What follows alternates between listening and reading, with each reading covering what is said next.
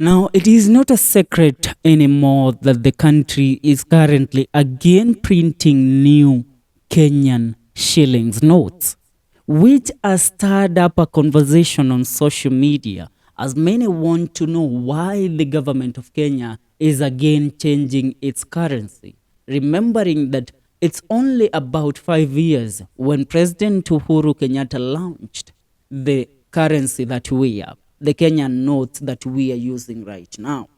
Now today, a question has been brought up and the MPs have summoned Thugge, who is the CBK Bank, the Central Bank of Kenya manager and governor, to at least explain the secret currency printing contract, which we are being told that the contract has been given to a Germany company which is not known to Kenyans. You know, such a contract needs to be put under the public scrutiny.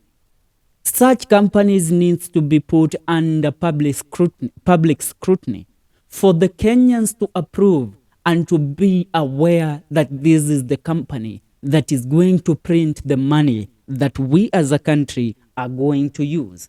I want to get deep down into this story so that you will understand what we mean. Now, the Central Bank of Kenya Governor Kamau Thugge has been summoned by Parliament to provide details on a contract signed with an undisclosed German firm to print the country's new banknotes.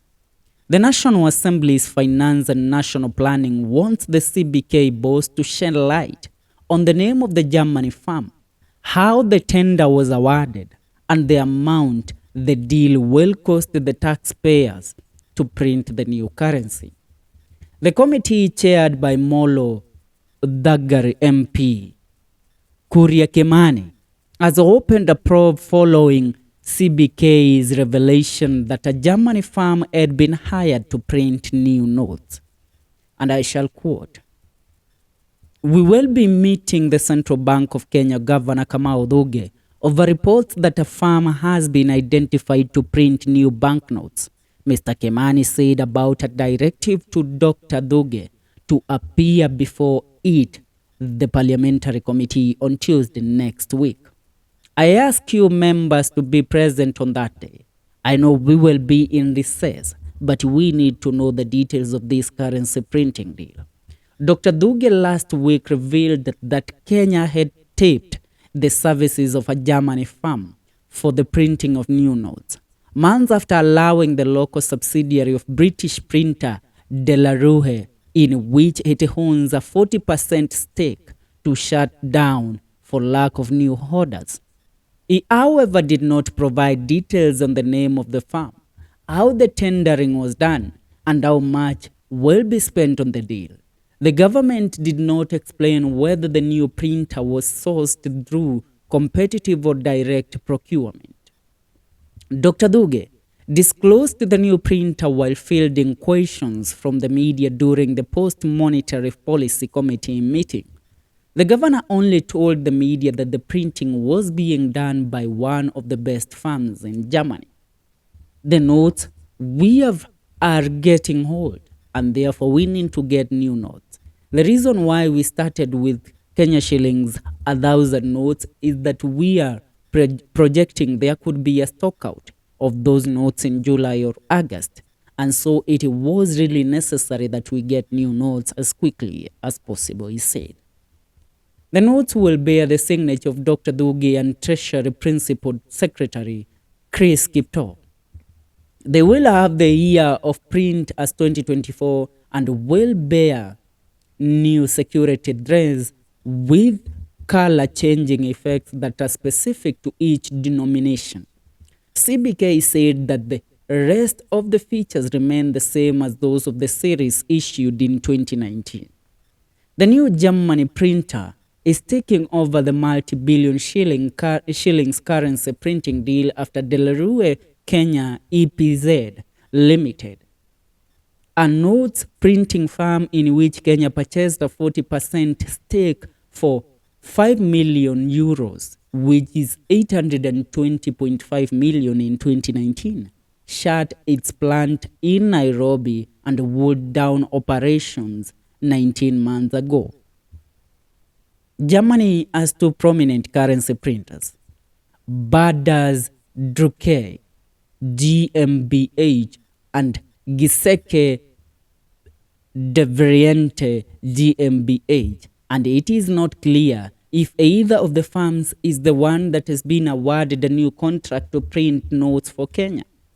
Yes, Giseke de Variante is one of the firms that in 2018 lost to De La Rue the bid to print Kenya's new generation notes. De La Rue would up its currency printing operations in Kenya in the financial year that ended March 2023 and spent 15.1 million euros, which is equal to 2.4 billion Kenyan shillings, to lay off more than 300 workers, pay lawyers, and write off its assets.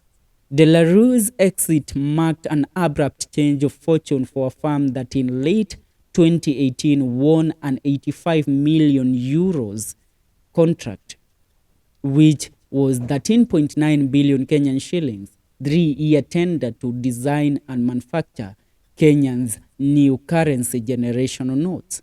CBK disclosures show that currency production costs, which include ordering, printing, meeting, freight, insurance, and handling expenses, amounted to 12.51 billion in the past 5 years to June 2023.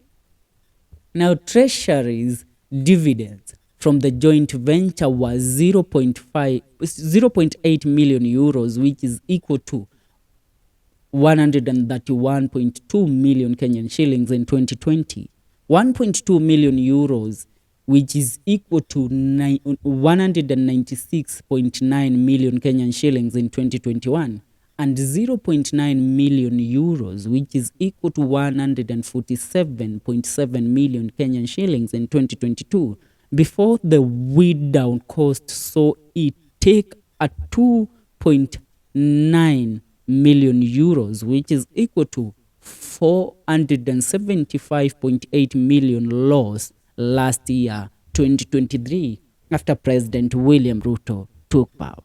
Now the question is, why should a firm that is printing Kenyan's currency and which will be the firm that will be printing our money be made a secret?